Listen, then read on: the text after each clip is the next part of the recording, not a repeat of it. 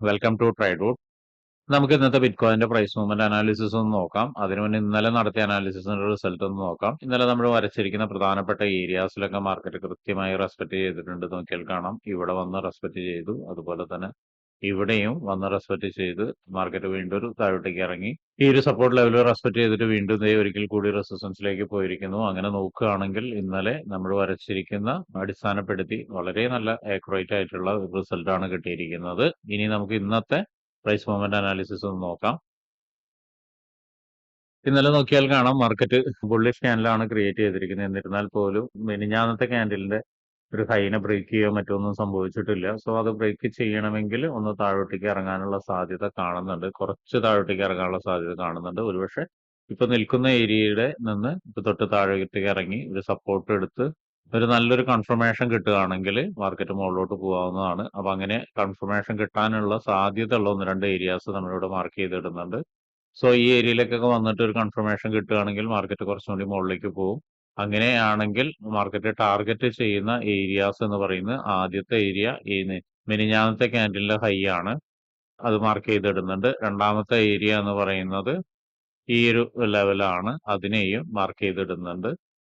അപ്പൊ ഇത്രയാണ് one day ചാർട്ടിൽ മാർക്ക് ചെയ്തിടുന്നത്. ഇനി നമുക്ക് ചെറിയ ടൈം ഫ്രെയിമിലേക്ക് പോവാം.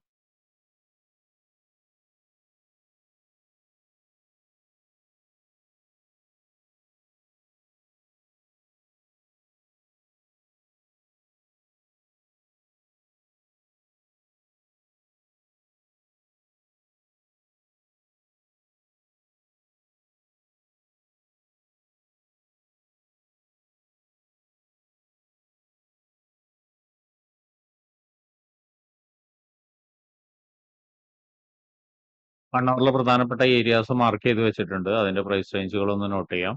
106,418, 106,901, 107,313, 107,761, അടുത്തത് 108,833, 109,305, അടുത്തത് 109,753, അടുത്തത് 110,342. ഇനി നമുക്ക് 50 മിനിറ്റ്സിലോട്ട് പോയിട്ട് എൻട്രി സാധ്യതകളൊന്ന് നോക്കാം. 50 മിനിറ്റ്സിലോട്ട് വരുന്ന സമയത്ത് നോക്കിയാൽ കാണാം മാർക്കറ്റ് ഈ ഒരു ലെവലിൽ നിന്നിട്ട് അത്യാവശ്യം ഒരു സപ്പോർട്ട് എടുത്തിട്ടുണ്ട്. സപ്പോർട്ട് എടുക്കുക എന്ന് പറഞ്ഞു കഴിഞ്ഞാൽ ഇവിടെ ഒരു FEG കൂടി ഉണ്ട്. FEG കൂടി കറക്റ്റ് ചെയ്ത് വരച്ചു കഴിഞ്ഞാൽ അതിന് സപ്പോർട്ട് എടുത്തിട്ടുണ്ട്. ഇനി നമുക്ക് എക്സ്പെക്ട് ചെയ്യേണ്ടത് ഇപ്പൊ നിൽക്കുന്ന ലെവലിൽ നിന്നിട്ട് ഒരു കൺഫർമേഷൻ ആണ്. കൺഫർമേഷൻ കിട്ടാനുള്ള സാധ്യത ഉണ്ട്.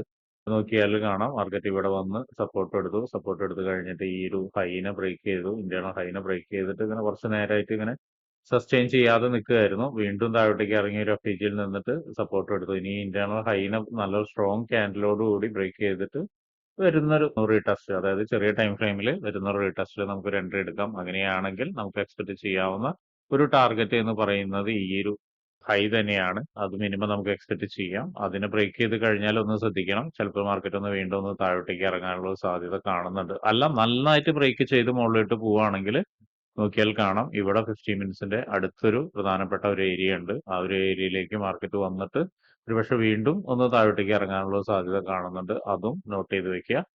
ഇതിനും ബ്രേക്ക് ചെയ്ത് കഴിഞ്ഞാലാണ് അടുത്ത റെസിസ്റ്റൻസ് ലെവൽ ഉള്ളത്. ഇന്നലെയൊക്കെ വന്ന ഒരു ലെവലാണ്. ആ ഒരു ലെവലിലേക്ക് മാർക്കറ്റ് എത്തിക്കഴിഞ്ഞാൽ ഒന്നുകൂടി വീണ്ടും ശ്രദ്ധിക്കേണ്ട കാര്യം, ചിലപ്പോൾ ഒന്നുകൂടി ഒന്ന് താഴോട്ടേക്ക് ഇറങ്ങിയിട്ടായിരിക്കും മാർക്കറ്റ് ഒരു പക്ഷേ ബ്രേക്ക് ഔട്ട് നടത്തുക, അല്ലെങ്കിൽ വലിയൊരു വീഴ്ചയ്ക്കുള്ള സാധ്യത. ഇനി സെല്ലൻട്രി എന്ന് പറയുന്നത് പെട്ടെന്നൊരു സെല്ലൻട്രി നമുക്ക് ഇല്ല സത്യം പറഞ്ഞാൽ. കാരണം മാർക്കറ്റ് സപ്പോർട്ട് എടുത്താണ് പോയിരിക്കുന്നത്. അതുകൊണ്ട് തന്നെ സെല്ലൻട്രി ഈ ഒരു ലെവലിന്റെ താഴെയാണ് സെല്ലൻട്രി ഉള്ളത്.